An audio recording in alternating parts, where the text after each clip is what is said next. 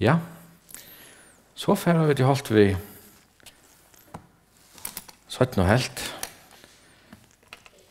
om apostlasøvna, eller samkommensøvna. Og det som jeg husker nå, og vi framvis og her, at jeg får ikke dyptene vi kvarene av Hesson, men det noen fating nok som nevnt, bare som en hjelp til å lese og gjøre noen apostlasøvna. Og det hele anden. Apostlasøvna begynner vi Hesson at de skal boja inntil dette kommer som Herren har lova, og de skal få kraft, til hele anden kommer i vetikken, og de skal vittne mot inn. Så noe som jeg har sagt, at Løyde syndrom heter vi hele anden og virkje hans her. Vi så ikke i apostlasøvna heter en veldig brøyding. Hver begynner søvan, eller hva begynner frasøknen om hele anden? Hva finner hele anden først før? Og så kan du huske at da vi leser apostlasøvna, så kan du huske, ja, men det her det, og Herren er tåsene frem undan, men det er ikke. Vi så ikke langt å hele anden nevntan i 1. Mosebok, kapittel 8, vers 2. Og vi minnes at gjør med øyn og tøm, stender her, og andre går svømmer i vatten. Og da vi leser i Gamle testamentet, da så ikke vi at andre gods kommer i personer, og så gjør det her særlig avrik. Og først så var det profeter som taler, og Samson til dem er veldig styrke, og så framveges. Men hele anden har ikke så en fasta bostad, kan man si, av hjørnet, eller i mennesken, Aren Kvidesson. Men det som hender her av Kvidesson at hele anden vil uthelter til nettopp etter at som Jesus vet at jeg kommer til tikkere og skal være tjatikon. Og han tar som denne talsmannen skal sende som andre sannløkans. Ta i hele andre vil uthelter av Kvidesson og ta hender brøydingen som vil grøyte akkom fra tjøkken brøvene at det som helt særligt nå at hele anden har tidlig bostad i okkom. Paulus sier i 4. Korintbrevet kapittel 6 i endan her at likam tykkere tempel hele andans. Og det var to som heter at vi tempel i andans bostad og gods i andan. Det er hele anden er tidlig bostad i okkom. Og så spurningen når hendte det og hvordan fer det fram?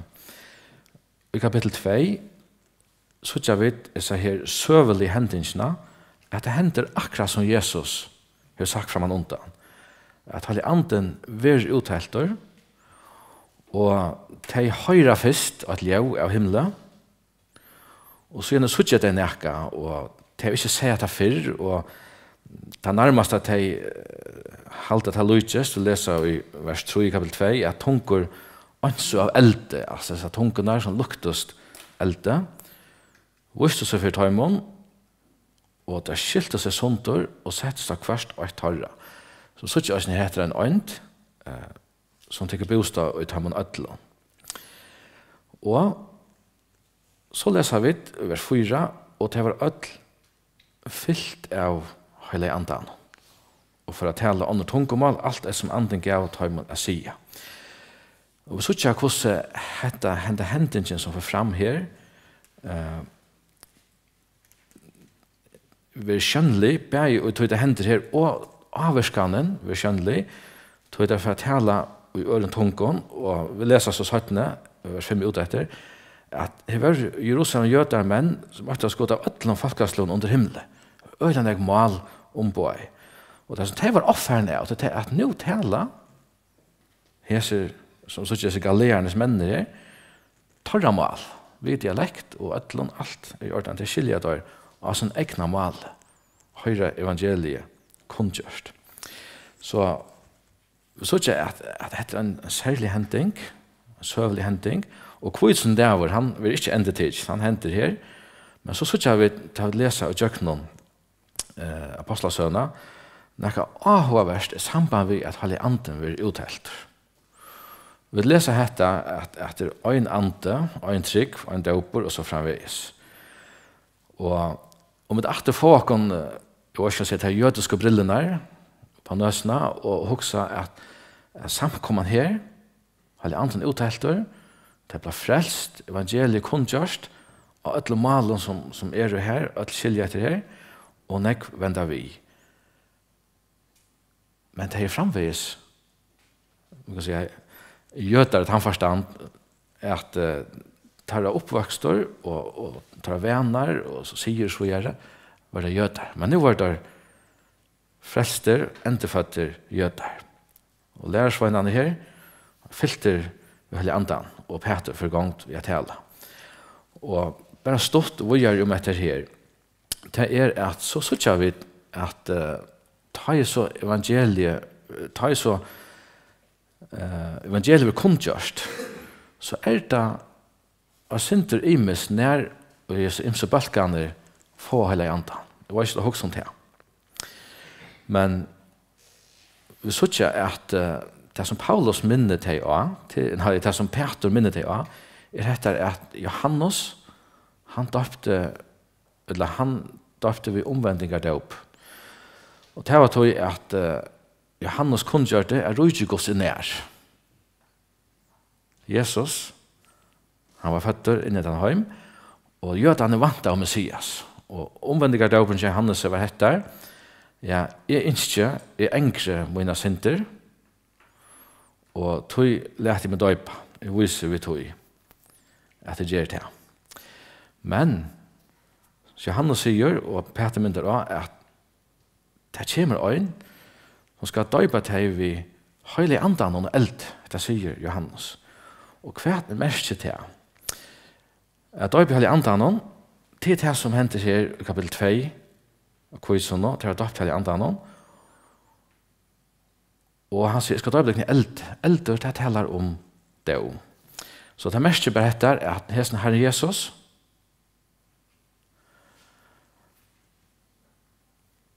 han,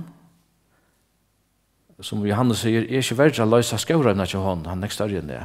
Han kommer å døype til hånd, og i halve andan og eld. Så vi kan si han tåser om anten, så er det vi endefødt, på etter hans herre, etla, så være vi dømt.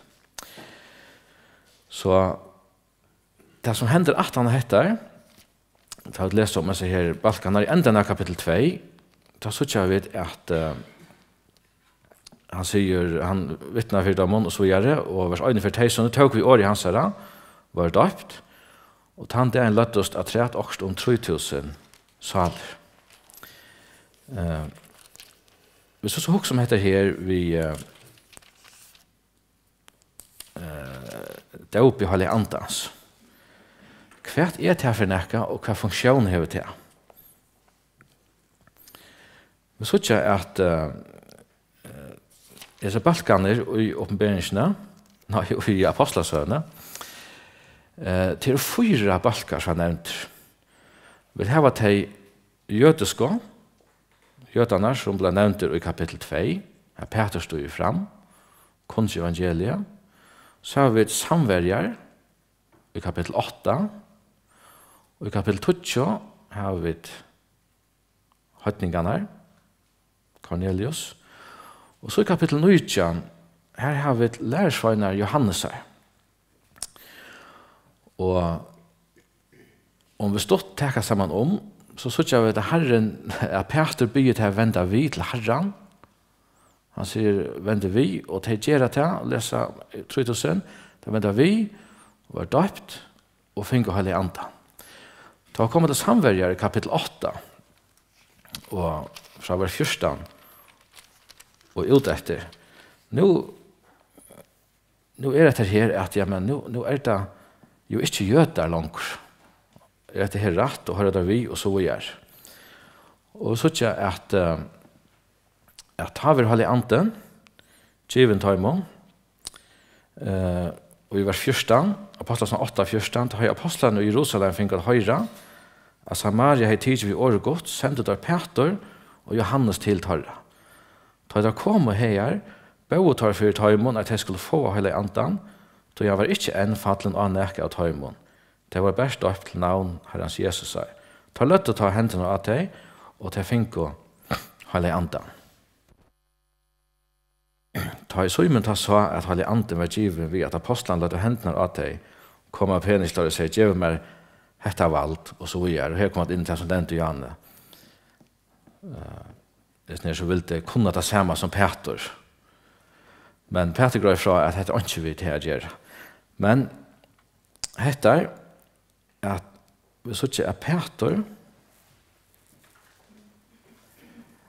kommer her og tar bia for time. Så kan vi spørre, hvor var dette så? Og ta også om kapittel 9, jeg passer å lese til og se at det bare sammen. Kapittel 9, her er Paulus, som hittar några lärarsvagnar i vers 2, som bara hade hört om dop Johannes. Och Paulus säger, här hittar han några lärarsvagnar, han säger, vi tar finkotid, Heilig Andan til du kom til trygg, tar svære hånd, vi tar ikke så mye som hørst at Heilig Anden er. Han sier, vi hver en dop var til å døpte vi, tar svære vi dop Johannes. Ta sier Paulus, Johannes døpte vi omvendigar dopet, tar han sier, vi falt ikke at jeg skulle trykva av han som etter han kom til era Jesus. Ta det hørt etter lød å ta seg døypa til navn herrens Jesus er. Og tar Paulus, lei hendene av tar, kom Heilig Anden i tar, og tar tala av tungen og profetera av.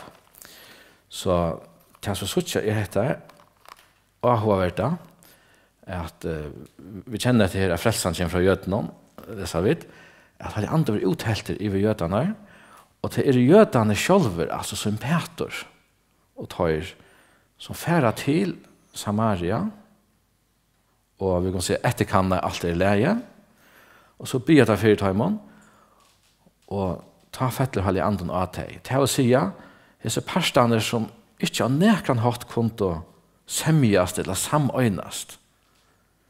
Her viser god tøymon grøtt hvordan det er nu. At nu er ikke spørninger om å være jøte eller samverg. Det er samme ant. Og samverger, hvis jeg opplevde dette, at det er jødene som kommer til Torra og bor for Tøymon, så faller Heilig Anden av der, og hvordan sjøet tar det? Jo, tar sjøet til vi at det taler i tungen. Og så gjerne er det lærersvann til Johannes. Vi kan ganske undre seg sinter også etter her, hvordan det betyr, at jeg ikke visste meg til Johannes tar seg om at det skulle komme en som døpte Heilig Anden. Men vi kan si til dette samme, Paulus tar tro etter ljøset av høtta, da er så Paulus grøyde han fra at Jesus, han er kommet, han hever givet løsut, han er i sin oppater, og så videre. Så lød det tar seg døypa, og han ber for Tøymon, og her synes jeg at det er Peter, ber for Tøymon og i Samaria, eller hentene tar, eller anten fattet deg. Nå er det Paulus som gjør det her. Og så kommer det sånn her, tredje balkeren og poi, og så er en etter, og det er høytningene. Og det er kapittel 20, og i Apostlasønne, til Cornelius, og bare har stått om dette, at ta og Peter for å tale fire tøymer. Ta fatt Heilig Anden og Cornelius og de som tro. Så jeg var ikke noe handa avlegging. Og så har anker sagt, ja, men Cornelius, han var jo frelster og så Petrus kom og så gjør. Men det er ikke så. Til jeg vil lese i kapittel 20 at Cornelius var en maver som sakte god, han gav almoser, og han leita i etter gode, og han var søkjande. Men da jeg så Peter grøy fra, i kapittel 11, da sier Peter fra Cornelius, han grøy tøymen i Jerusalem fra, hva etter hent her, og han sier i vers 14 at han skal tale år til tøyen som til skal være frelster vi. Og til å si at Cornelius, han var ikke frelster år, men han heierne trygg, var en vitan om god og gav almoser, men han sakte god, og det er sammoneren. Og vi leser sånn at han som løyter han skal finne. Og så sier Peter, og i vers 15, at ta er så ferdig å tale, fattelig Heilig Anden av teg, og så akkon i opphav. Og tar rundt man år Herrens Jehova, og hvordan han sier, Johannes døpte vatten, men de skal døpte i hele andan, og så framvis. Han sier, gav noe god, tar imot så mye gav som okkon, da jeg var kommet til trygg, og Herren Jesus Kristus, hver vært er at jeg skulle kunne sette meg i møte god. Og så sier vi i 4 Korintbrevet, kapittel 12, om dette vi døp i hele andans. Hette av det døpt i hele andan er en helt avvis funksjon.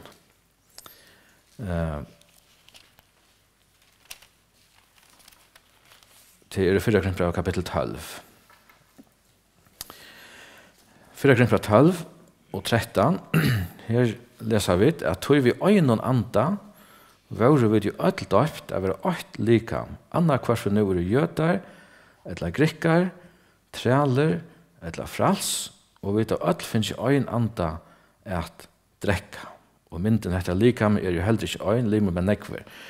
Altså, ta hele andre var utdelt av kvitsånda, så sier vi tjøkna apostlasøna, at hvordan disse parstaner kommer under samme treit fullkomlige underverst. En jøte, eller jøtaner, tar helt om seg sjálvar, at det var hadde kanskje en forrett om at for ånder og så gjøre. Så har vi samverger som var blandeier og tar brekeier, og så er det høytningarna som var eurøyner og dolkeier, og så er det baltjen vi lærer fra Johannes her, hvordan alle heser kom under det samme, at det var adopter ved samme anta. Og hva er det så til er? Som man sier, det er at være åkt lika. Og her kommer inn at det som apostlasøvan så er etter at samkomman, som var et løgndarmal til å lese i Efesosbrevet, Paulus skrev fra at det var åpenbæret hon. Det vil si at det var ikke bare noe som man kan si, som det skilte bare ut fra skriften og mindre så videre, men det var åpenbæret.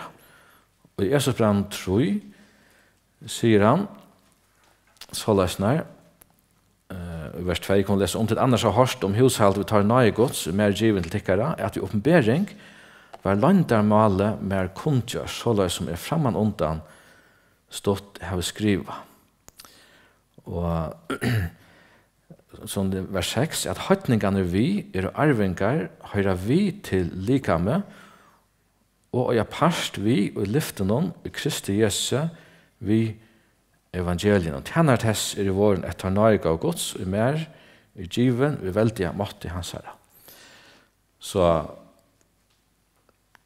dette var ting som tar kom å skilja bedre som togjen fralai. Og vi sier at oansett balkar, så vi har vært døpt til å være åkt likam og i herren. Og enda tilgången som vi sier i apostlasøvne, jeg halte at det er så hovedtisen at jeg sier hvor så god er sånne visdomme, gjør det så løsene at man sier, her er ikke høytninger eller gjød eller nekka, vi er ødel åkt og i hånd. Og til det som døper hallig andans gjør. Og vi legger mest til i kapittel 2 i apostlasøvne at han da at det var døpt hallig andan, så var det fyllt i hallig andan. Og til dette som er atter vendant. Og som vi tar bruk for daglig, jeg lette å fylle av hallig andan. Og vi har begynt om at vi lette å fylle av hallig andan, bare i Efesosbrevet 5 og Kolossebrevet kapittel 3, at jeg var samfunnet i Herren, lese år hans herre, og jeg var samfunnet i han, at vi har fyllt av hallig andan. Hallig andan er personer, som kommer inn i akkurat liv, vi trunner i han, og akkurat som tid er en ånd som personer, så er det hallig anden en ånd. Vi kunne ikke få en halvan hallig anden eller tro kvart, vi får han som han er, men hvordan rom han fer og hjertet akkurat liv i akkurat, det er hin erbjørn. Jeg tror ikke han lett det kan fytle, det er altså, det kan fytle hallig anden, og gjør vi honom alt plasset i liv i akkurat. Så det heter vi at ta i ut var døpt til andan, så taler det tung, og det var særlig tesjen til jøder. Vi legger mest til hentan tungetalen, i apostlasøvne, at det var en tungetale som var et kjent mål her som det er skilt. Og tar skipa atter til det. Dette var det som profeten tog seg om Amos og så framvis. Og jeg vel, at det var tesen til jødene. Og vi så ikke alltid at det er jøder tjastater samtidig av tungetalene. Jeg viser for tøymon at høytningene og samverjar og lærersvannet Johannes og alt hørte vi til et øyne likam. Det finnes ikke gav og hellig andan som Peter sier her. Så hvis ikke hellig andans, Aren, kom det i personer, men at han kvisen nå, han er ikke bosted i bøttenen gods. Også det kom til at hit. Hellig andan er ikke bosted i okko. Og så er det verda inntil Herren kommer atter. Så i det, så tar vi dopp til andan, til mest vi vil lima inn og lika Kristus her, og lesa Jesus brev mot det, at han er høtte, og vi skal vekse opp til han som er høtte.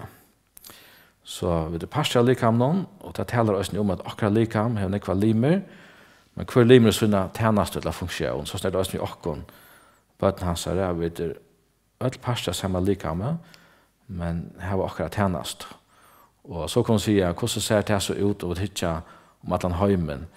Jo, likam Kristus er til at hoksa globalt til øynekvør som er endreføtter, som tror og han og frelster.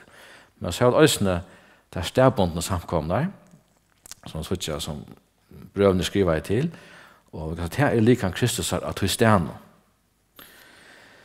Så hoksa han nevner bare hatter om hellig andan, hvordan det er brøtt, og at det er det han bosted i okkon, og han er kraften som vi nevnte. Ambøye er likam hans eller samkomman, og evne er Herren Jesus, og kraften er hellig andan. Så nevnte jeg om kapittel 15, at det var en avgjent løte her i Apostelsson kapittel 15, et eller annet alvarsamme funter. Og vi kan si at han var sinter her i kapittel 11, tog jeg tar akkæra Peter, affæren etter sammen ved høytningen. Men i kapittel 15, da kommer dette inn, at nå har evangeliet vært kunngjørst i flere år, og nekker blir frelst. Og så begynner kapittel 15 vi at i Judea kom noen nekere som lærte brødene, let etter tikkene ikke omskjere etter sige Moses her, kunne det ikke frelsast. Ta var avsamja, Paulus og Barnabas kom ikke løyde strøy vidt her, tror var gjørst av Paulus og Barnabas og nekere ære at de skulle fære nyan til Jerusalem, til apostlene og henne eldste, av tog at hesens spurninger var kommet opp. Ta var noen samkomne sendte av sted, ta førre og gjøkne Fenikia, og Samaria, og satte fra hvordan høytningene hadde vent vi, og ta gledde større alle brødene. Ta et år så kom til Jerusalem, var det fakner av samkomne, apostlene og henne eldste, og ta satte fra størverskene i god hei gjørst vidt heim. Men nekker av flotje farserene som var kommet til trunna, røstost og søtte, tar øye være omskårene og få på om at halte Mosele. Og så synes jeg at har samrast om dette, og det er ikke så nek grøyt fra av tog som tar å seg om etter og fram. Men vi synes jeg for tve ting det er undan her. Og det mest oppløser dette ved frelsene.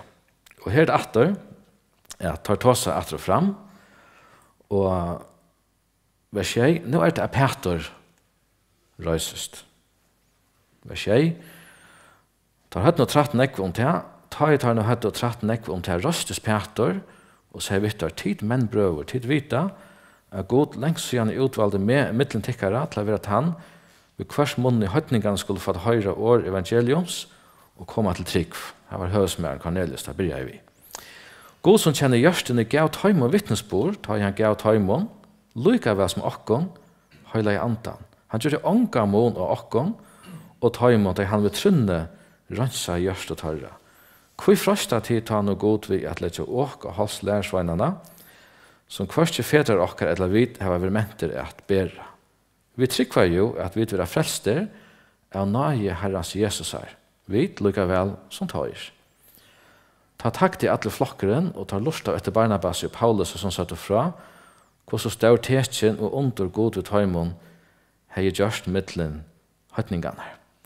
Vi så ikke her at Peter røysest, 2 meter her, og vi kan si at det første som vi er avgrøtt her frelsa. Peter sier at det ikke moner av okkon og av høytningene. Tar vi frelster av trygg, og han vender det nesten til han så snart at og vi slipper øsning på det. Han sier at tøyr, han sier vi lykker vi som tøyr. Så heter vi lovene og sigene til tøymon, har ikke vi frelsene gjøre til det som er færre. Så kommer et annet avhåverst. Det at så grøyer Peter og Paulus og Barnabas fra, og så den andre med oss som røyser seg. Vers 13. Ta ut av helt og Peter tala, tog Jakob til åra og sier, til menn brøver høyre med. Jakob kapittel 12 badje Johannes, det var siden Zebedeus. Her som Jakob badje Herre Jesus. Han tog til åra og sier, til menn brøver høyre med. Simon har sagt fra hvor så god i byrjan hei omhoksand om å teka navnet som utfolk av høytning. Vi hetta samsvarer år profeterna som skriver etter hetta skal jeg komme atter og endrøysa fallne og kjalpe og Davids. Ja, tofter henne skal bygge opp og røyse henne atter for at løvden av mennesken skal søke Herren. Alle høytningar som navnmått nevnt iver, sier Herren som gjør hetta, og så vi er. Vi så ikke her at det var tåsa om at høytningene tar nå ble frelster og ikke skulle halda Mosele og syen der.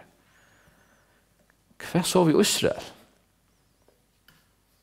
Jeg var ikke noe skilja med, eller om i året med helt rett. Altså, hvis jeg hette, så hva så vi lovene og profetene, hva vi syen og hva vi omkjens, hva vi øtlenes ned? Og så reiser Jakob seg opp og sier at etter dette skal alle komme atter. Så kan man spørre etter hvert. Hva det som han tar seg om? Og i Rombraunen, med en apostler som han får fram, så vil jeg jo en rikve av brøven skrive i. Og i Rombraunen, kapittel 9, og 20, og 11, ta vittjer Paulus Israel. Og til ufra Hesson, at nå høytningene har hørt evangeliet, og så videre, hever nå god vreka Israel. Og vi atter hoksa vi som jødiske brillen, og lærer sånn spurte Jesus her i Apostelsønnen kapittel 8, som vi løser, hetta tøyen tar til enderøys i Israel rydg. Hetta så dyrabart for jødan, at det som profeten har talt om at Messias skal komme, han skal være konger, vi har sett til David, det er altså en fysisk konger, og en fysisk konga sette her, og gjør en tabuj etter hånd. Og hva hender nå? Det som så alt her borster.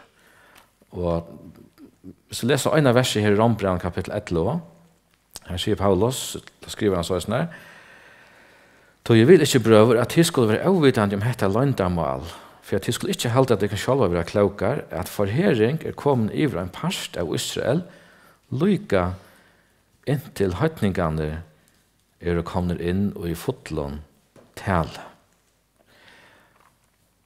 Så Jakob, han fætrast ned, han sier at det her som henter, det samsvarer vi profetene.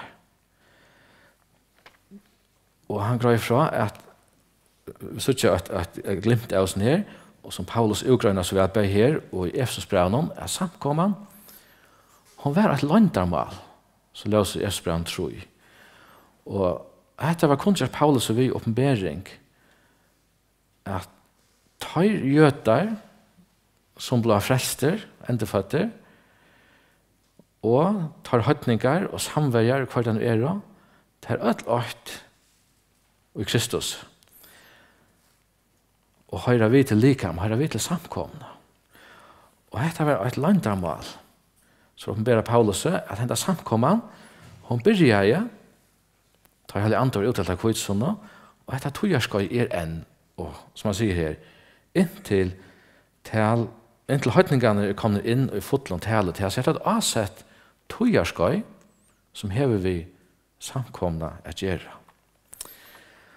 Og så sier han at etter dette skal jeg atter endrøse fallen og kjall på Davids. Altså, hendan tøyen til hånden av, så, og som Paulus Østning grøy fra så vel Rombrand her, at Israel er ikke glemt, men tar vrek av Herren, tar myrto han, og så vil han kom til Torra, som han lova, men tar vrek av han. Men han skal være konkur. Men samkomman er innjøysen her, og etter landamalet, og så grøyer han øysene fra hvordan dette samkom og togjerskøye for at enda. Og det åpenberer Andegås 4 i 4 Thessalonika-brevet. Og 17 kan jeg skrive til deg om det. Og vi kan bare nevne 4 Thessalonika-brevet kapittel 4. Og ta det på samme måte at han grøyer fra at det ikke missa møte, togjen var ikke nå, og det er vant av Herren å komme kanskje med en livdus for ung, og nå var han ikke kommet, og i Thessalonika grøyer han så øyelig vel fra Hesson at det er 2 ting vi tar oss om. Ja, Herren Jesus kommer atter ned i luften, det kan være når det skal være, men ta jo det hvor Herrens kommer, etter vi som inngangen ta jo vi kom inn i trangtartøyene, og så det 1018 og så videre.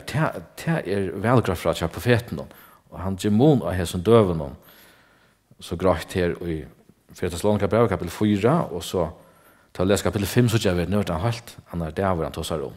Men kapittel 4, i 4 Thessalonika-brevet, og bare takk av vers 15, og begynner vi her, og så vers 16, tog hetta sier vi tikkum, vi år i Herrens, at vi det livet som vil etter komme hans Herrens, skulle alls ikke komme undan tøymene savna og Herren skal sjálvor komme ned av himmelen ved veldesråpe, ved rødt iver angels og lover gods, og de som deg Kristus skulle først vise opp, så igjen skulle vi i livet, som etter det være rikt bostor, og i skudgen sammen med tøymon, at møte Herren i luftene, og så skulle det alltid være sammen med Herren. Så jeg spørningene var raster her, hva så vi oss selv, ja, som han sier, at etter samsværer, at etter dette, nå det som vi kallar for nøyetøyen, og gav en grunn til at nå han leilige løta, at evangeliet blir komkjørst, fikk øtlån, øyne hver som trekker med autor, vi og Jesus. Og så kan jeg si, hva hender? Jo, det som skyldet her, at om du jøde, og hver du erst, han som tror Herren er frester, han har vidt til samkomne. Han jøden som Guds jørska utvalgte folk. Det er for å genga sånne gongt. Og det er for å gongt 18 tøyerska her, som man sier, etter dette, ta for det i gongt. Så det er stedfest her, og så jeg vet at han skriver et brev som svær atter til disse brøvene, at de skulle gjøre så til alle til dem ikke, men det sier vers 20, men skriver øyre vera til tar det til å halde seg fra at dolka seg ved avgåten, fra siløse, fra tusen kvalter, og fra blåe. Og her så jeg vet at dette har vi til å gjøre, at de ikke skulle støyte jødene, og sjølvante. Da det kommer til at livet som bøtengods, som blir grått gjøtla fra i brøven, at dette er vi siløse, og ikke at alt kan si avgått som framveis, jeg vet sånn og trofast, og holde fra siløs og så videre, så det er selvsagt, ikke akkurat i det. Så nevner han det som kvalter fra blåa, dette var en anstrykt til jøtenen, og så ikke dette begynner langt samband med Noa. Så til det er svært å få atter, dette det. Loven sier alt det at det fær, tror ikke vi evangeliske kristendom gjør. Så her som funderen i kapittel 15, han setter jo ødelen for hette på plass, at han var stedfest. Og så kunne du huske hvordan det var hvis det fattelig arvesjøt, men det gjør det ikke, og Paulus og Barnabas strøttes vise mennene, og så kom jeg til brev i atter. Så evangeliet, det er øyne vi trykker Herren og fyrer ødel, og vi kan si at det var stedfest her vi allmenn vittnesbordet, og jeg synes ikke hvordan det tås med det her, og bruker skriften der. Så vi tar tås om hvordan Hellig Anden, så ikke hvordan han kommer inn i apostlasøvnet, og tykker bostad i okken. Og vi så ikke at det her samkommet togjærskøye, som et landarmal. Det var fjalt. Det er ganske, det er nekka tilsibigar til det gamle testamentet, men det kjente ikke, men så var det avduka at hette togjen, som Paulus sier, som åpenberer honom, så landarmalene. Paulus fikk noen landarmal åpenberer, det var mitt land hette av samkomne, og jeg stod så løs her i Thessalonika bare samband med bostadskinsene. Så vi tar som sa tilgångene, som så ikke apostlasøvne, og det er også verste hoksen til å lese apostlasøvne, at det kommer til lærerne, henne finner vi i noen brøvene.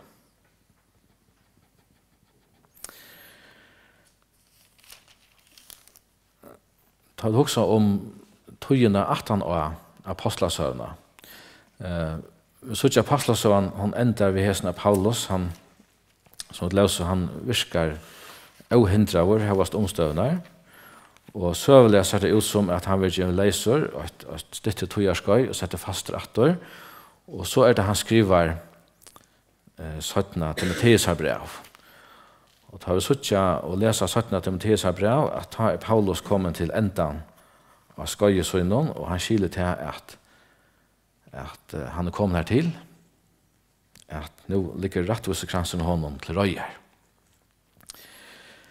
Så han skriver til Timotheus, suttja tar samfunnet, og suttja Paulus er til røyer. Han kunne gjort alt evangeliet, og Paulus hei øysene vært av Heson, det var norskast endan av apostlasøne, og så han kallet til eldste tilsyn i Efesos, og så vi er, og så ikke at det er kjetter av at det ikke var annerledes hans så ikke atter, men han styrke tør, og hva skal jeg si, hittet der her, og tar bia sammen, og så fjernes det. Og heter vi samkommensøvn til at hukse om apostlasøvna som samkommensøvna, eller byrjan til samkommensøvna. Vi kan kanskje si at det er i kapittel 8, og ikke August Nekvån, eller bare heter i byrjanen, og han vil skrive, og han vil skrive jokken togene, og vil framvis skrive og i det. Jeg halte at det er som nøkkelunta vi iveliten, og vi tar noe vi nøklet om tingene som vi kom inn i samband med apostlasøvna. Og så kom vi spørre hva så i det at har vi lest apostlasøvna, hva kan vi så tenke til okkara. Og det ser ut for meg som er kvarja for at jeg ferdig apostlasøvna, så er alltid okkara nødt, så er årgods. Men hettar at jeg høtt og dirve av vittna om Herren og standa vid vittnesbordet, øysene tar det kostar jeg. Og så ikke at det var imest hva for medstøv og det kom ui. Men det rikker ikke at jeg kom til evangeliet utan en erbjørn kom. Og så ikke også Paulus tar måtte flytte angtøy, og den viffen som Paulus fikk, bare fra jødene og fra høytningene som vrek av evangeliet. Og tar vi så også om å lese apostlasønene, og også om dette at det tar kunnkjørt evangeliet, og det ble tåsa om dette at jeg røysa fallen og kjalp og Davids. Og så lever vi til okkara tog, og vita og suttja at i det er Israel og et land. Og så også har vi ja, men dette togjerskøye, så vi er i, hvor lengt etter av tog, ja, det vet vi ikke, men jeg halte vi kan si at vi suttja togjerlige, at til grunn til okken at drøyva av. Jeg strøyast og just her, hetta togjerskøye, Og dette talhøytninga som nevnt her, det en avmarskat tog, og så, kan si, så uppbränt han lötan, Herren känner i luftna, och som han säger lärsvannar, jag kom i attor och tänkte tyckon till moin. Och det här är gott som Paulus, han kunde vara så trycker som han här att jag strutt till gaua ströj, nu ligger rätt och skransen mer till röjer. Det gör han inte ännu kvar som tror han, men detta är att jag kunde ha arbetat och givet Herren någon sådana tog, sådana orsko, og sånne styrke i tjenestene for ham. Så halt er at vi runder bare av her. Jeg er ferdig himmelen vidt takk deg for tøyne og metallig nøye her. Takk for evangeliet som øyne nådde akkurat åtja her. Takk for at vi har hørt om det og jeg finner ikke høy å takke med til her. Og herre vidt be etter Herre at vi skulle være trofast, sånn, og øyen vittne for til Herre. Vi akkurat gav hon, og at han hatt som til å sikre noen, og at det steg her til å sette noen Herre. Ja, vi vil vi kunne kjenne oss for til Herre, og så løsner vi til at tøyt navn kan ha dørmett, og Herre at navn tøyt, at vi kan få løn Herre som leser i Isaias, tror jeg altså ikke at folk vender vi til tøyen Herre. At du skal lente for tøy strøy og tøy offer Herre. Og det er ikke Herre at vi i hestene kun gjøre evangelien tøy Herre, og det er sånn ikke mølager Herre, og Herre samståndet som vi livet seg vevne at vi er øynde nærre kom og tøy nærre Herre. Så lett jeg vet alt det tøy nærre hente Herre, hva en øynstekken av okken Herre, og færre himmel til som sannløyde Herre, og til som giver kraft Herre, og til som vil lese en av ryker for ødel Herre.